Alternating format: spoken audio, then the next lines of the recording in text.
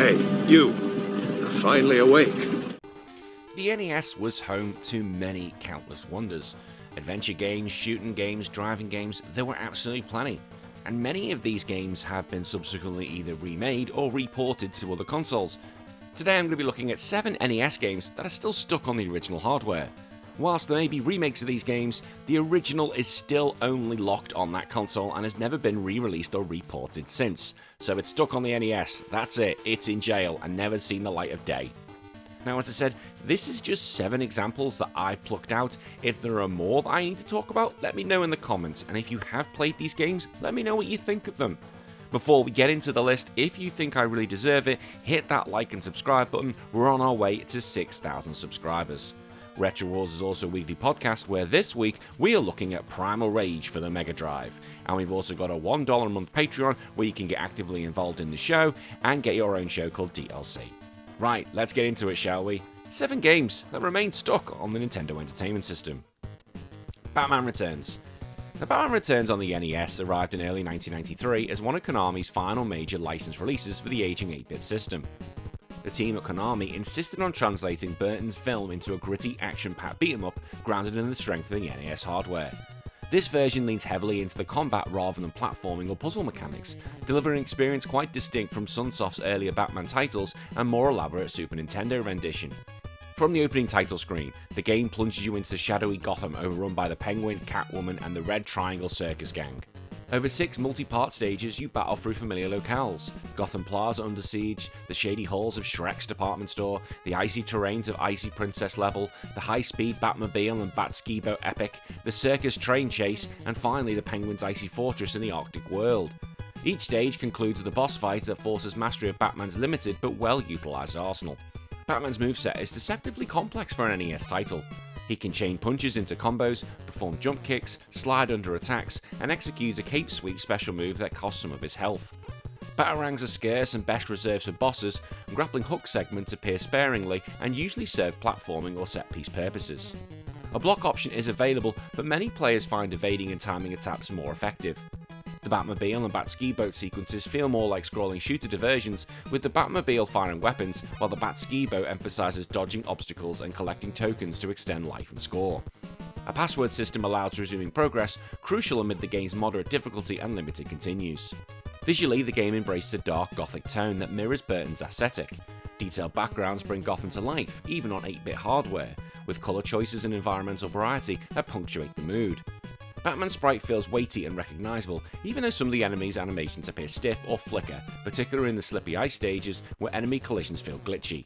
Still, it remains one of the most visually compelling late-era NES titles. Audio is a standout here. The soundtrack delivers atmospheric tension and memorable themes built on the limitations on the NES sound chip, far exceeding expectations for a licensed movie game. Music accompanies stage transitions and cutscenes with dramatic moments supported by haunting loops and rhythmic beats that propel the action. Many contemporary reviewers praised the vehicle stages for breaking up the monotony and called the graphics sharp and distinct, though not 8-bit masterpieces. Controls were sometimes described as stiff, hit detection could feel unfair, and difficulty spikes in the mid-game frustrated some players. Retrospective voices often label a mediocre fighter compared to Konami's TMNT 2 and 3 offerings, yet concede it remains one of the better licensed adventures on the NES, especially appreciated for its mood and sound design. Even some player site reviews held underrated, citing the complexity of the combat and boss design once controls mastered. The game is also honoured with awards recognising its licensed adaptation quality. Its legacy is rooted in its timing.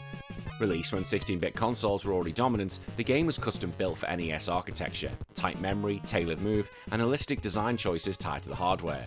Konami's Batman license quickly migrated to the SNES and Mega Drive under different creative teams, whose versions offered richer visuals, smoother mechanics, and layered storytelling, making a port of the NES original commercially unviable.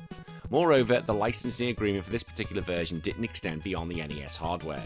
No modern digital re-release or virtual console has ever surfaced, and emulation seems the only way to experience it today. Now, Batman Returns on the NES endures among retro enthusiasts as a niche gem, difficult but fair, moody and focused. It's a study in how an aging console could still deliver cinematic atmosphere and competent gameplay when developers work within its limits.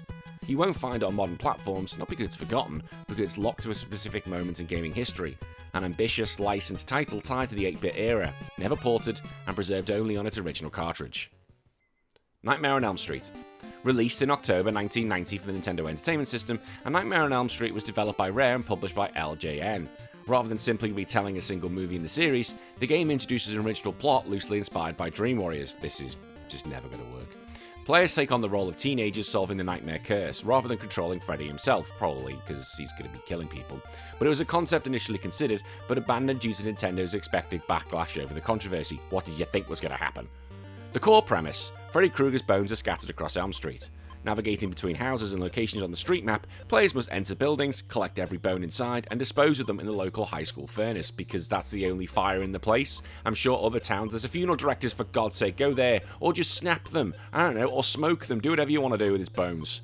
Only then can you confront, this is when you get all the bones, but only then can you confront a Freddy-themed monster and earn the key needed to unlock new areas.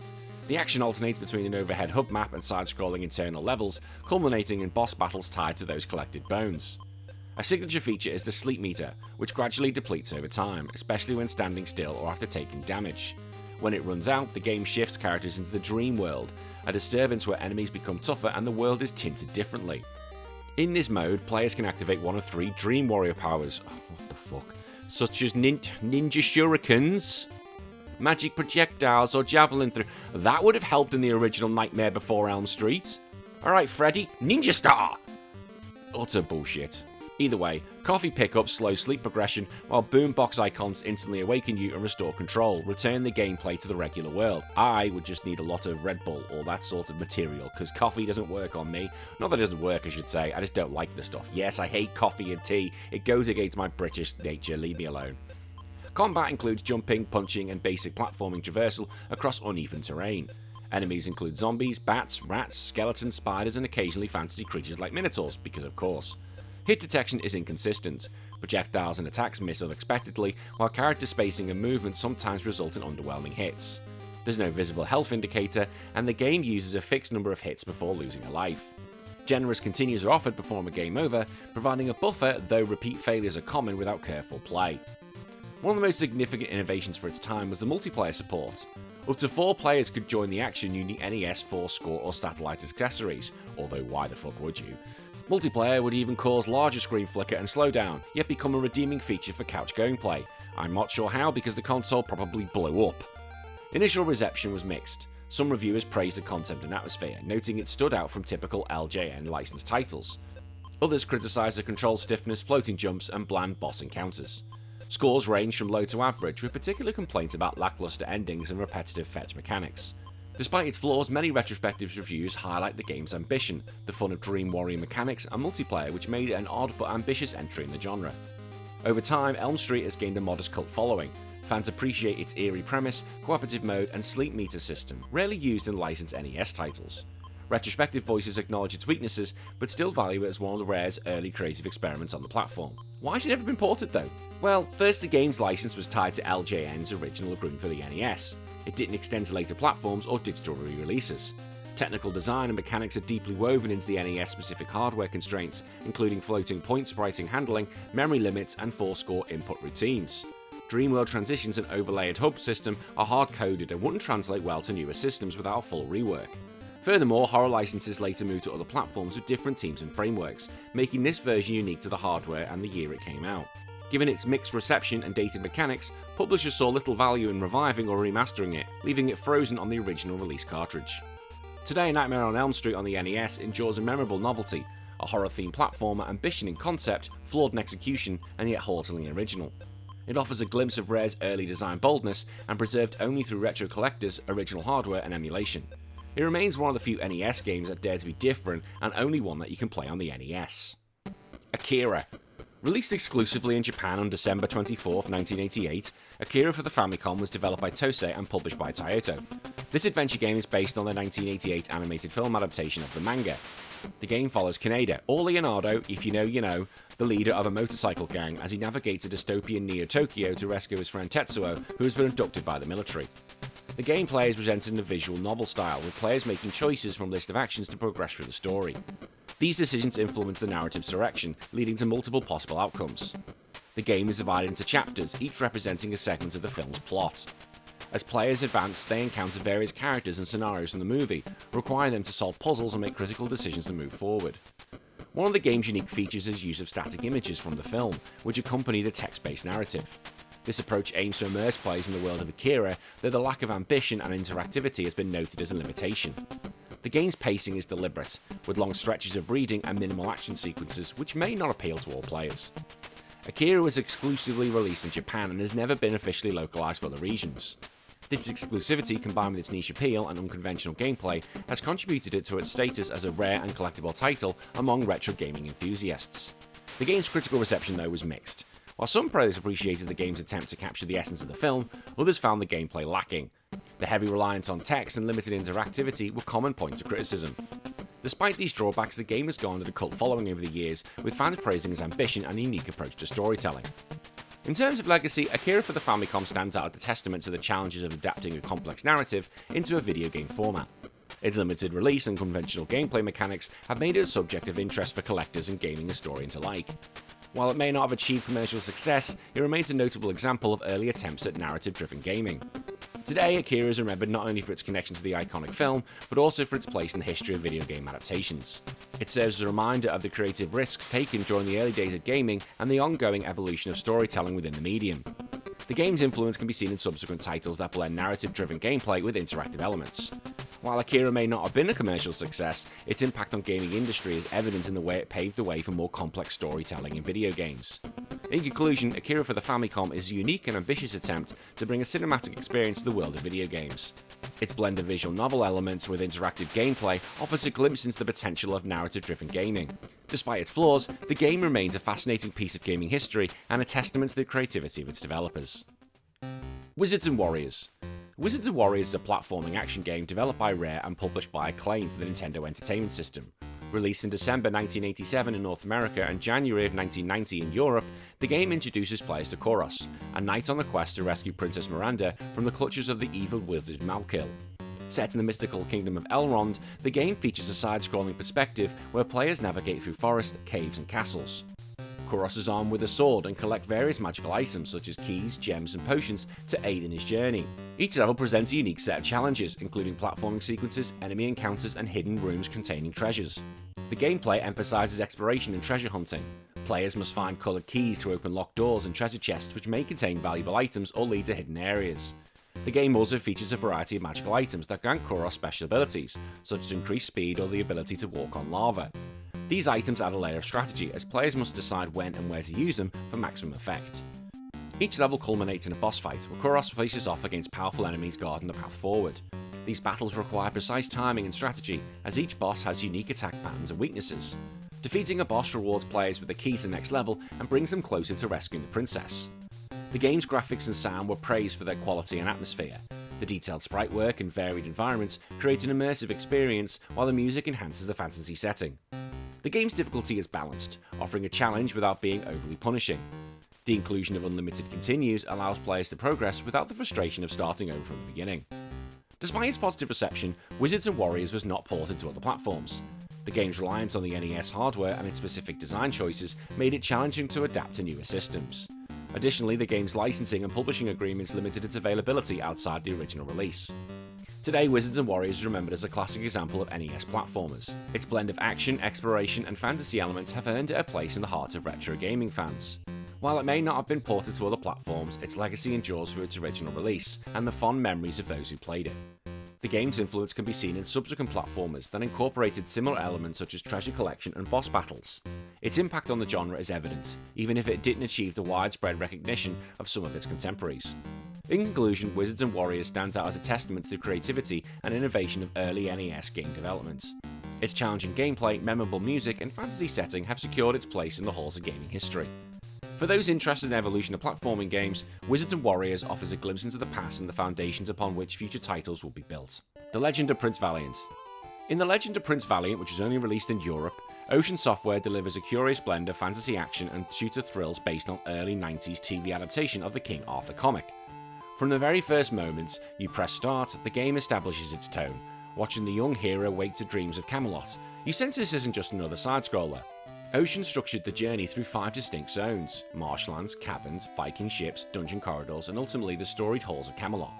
Between these landscape stages, you encounter fixed-screen shooting segments, where Valiant fires arrows in first person like an on-rails gallery shooter, and later controls cannons through Viking longship. These genre shifts give the game emotional ebb and flow, although they also contribute to the often complained uneven pacing. Players describe those cave levels as grueling, wide labyrinths with scarce health and a strict timer encourage routes honed by memorization rather than creative exploration. Nevertheless, the variety is frequently praised, from pitfall-style platforming to shooter-style reflex tests. The title refuses just to stay in one lane. Visually, the game felt dated even for the NES, but it's not without its merit. Grounded forest backgrounds, ragged cavern silhouettes, and primitive parallax scrolling offered a modest sense of place. Sprites are serviceable, but not particularly fluid, but characters are distinct. You can tell when you're facing a Viking or marauding beast. The soundtrack and its effects are functional, with crossbow snaps, low-tempo melodies to carry each level, but nothing that lingers in our memory. Critics in later retrospectives called out for its ambition, but denounced its frustrations. One review awarded praise for mixing gameplay styles, yet questioned why cave-word walls would feel more punitive than rewarding. Modern player ratings average in the fair to mediocre range. Users cite 2-hour playthroughs as typical, making it a short, challenge-focused affair. Its legacy is narrow yet fascinating. The title resurfaced in 2019 under the name Little Lancelot in collector circles, though this is more of a homage cartridge rather than a formal remaster. The lack of any official port is explained by tangled licensing, the cartoon license is expired, and Ocean folding into another entity's years ago, with the game engine relying heavily on the NES memory-mapped, bespoke code. With minimal commercial success and no robust cut following, publishers have never vetted investing in rewriting or reissuing the game for modern platforms. The design feels archaic, its challenging borderline punitive, and the smooth integration of shooter segments an oddity better left in time. As a result, Legend of Prince Valiant remains locked to the original NES experience, playable only on retro consoles or ROMs. Super Turkin. Super Turkin on the NES occupies a weird prestige position. The game is made up of elements from Turkin 1 and 2, with levels, weapons, storytelling into 4 sprawling worlds. The action begins instantly. Turkin runs, shoots, transforms, all tuned for speed and responsiveness rarely seen in NES games in 1992. A run toggle area gyroscope, exit mid-flight, and structured power-ups granted nuanced control. You also collect power lines and shields, and the laser angles flexibility add strategic shooting dynamic. Plus unlimited time per level removes the frantic pace typical of NES runs. Engine-wise, the title astonishes. Heavy sprite control, rapid scrolling, parallax layers, and boss encounters all maintain perfect frame rate with zero slowdown. Hard-pressed environments include techno factories, alien ships, and brutal end-level arenas. The music and soundscape are also unique to this game, and reflect cohesion in mood and rhythm often missing from NES titles.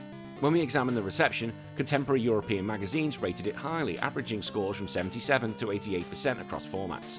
Critics lauded the polished controls, weapon balance, and visual achievements, and only difficulty spikes and absence of in-level checkpoints drew flack. Over the years, retro experts have called it the hidden Turkin game, technically among the best NES action platformers, even if it exists outside the more known SNES and Amiga canon. Importantly, Super Turkin has never been included in modern Turkin bundles, compilations that tend to favour the SNES or Amiga originals.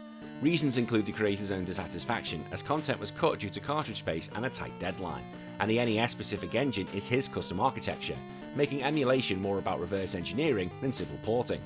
Ownership of that code is murky, as rights have scattered across Rainbow Arts, Imagineer, and the creator himself. With little demand and high reconstruction cost, no official release has ever happened, and it remains a European-only NES title.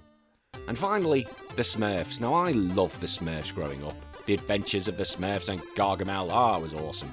Now, the Smurfs is one of the final licensed titles released on the system in PAL territories. Developed by Bit Managers and published by Infogrames, it stands apart from the Game Boy and SNES versions, as this is a blocky, vibrant 8-bit rendition unique to the NES. You journey through forest, swamp, mountain, mine, lava, of course that happened in the Smurfs, and aerial stages, each themed after typical Smurf settings. Gameplay is pretty simple, with stage hazards, enemies, collectible raspberries, leaves, and stars. Some levels shift pace, forcing auto-scroll sequences on stalks, logs, or minecarts. This variation ensures the 10 brief stages offer more than just repetitive jumping, as retrospectives often compare some of the sequences to early Donkey Kong Country design spirit. Graphics are bright with chunky sprites faithful to the Smurf personalities. The backgrounds are simple yet effective, mushroom huts, dense forests, subterranean caves, and the music stands out among NES licensed games. It's cheerful and catchy, especially in the swamp stage theme. Sound effects and tunes have been described as funky in later reviews, which was rare in plot-driven licensed platformers. The critical reception over time is modest. Game FAQs reviewer gave it rough ratings of 3 out of 10 for its gameplay, 6 out of 10 for its graphics, 7 out of 10 for its sound, calling it functional for kids but bland overall. Another retrospective notes collision bugs and reverse difficulty curve, with some players falling through platforms unintentionally.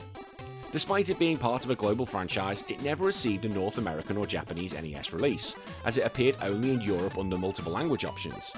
Its NES version never resurfaced digitally, unlike its more polished 16-bit siblings. Whilst there's no official count of the amount of cartridges that are in circulation, collectors note its obscurity, often overshadowed but somewhat collectible in the PAL NES circles. No re-release occurred due to region-specific licensing, limited lifespan of the cartridge, and little nostalgia-driven demand. After the IP rights shifted, nobody prioritised preserving this version. And now that source material is lost, the developer's no longer active, and emulation aside, it remains tied to the original cartridge. And that's it! 7 games that you can only play on the NES or the Famicom for one of our examples, and you just can't get it anywhere else. What do you think? Have you ever played any of these games before? Are the ones I need to talk about? Well, let me know in the comments. And as I said before, if you really think I deserve it, please hit that like and subscribe button, and I'll see you all in 3 more days for another video. My name's been Danny, take care of yourself, bye bye.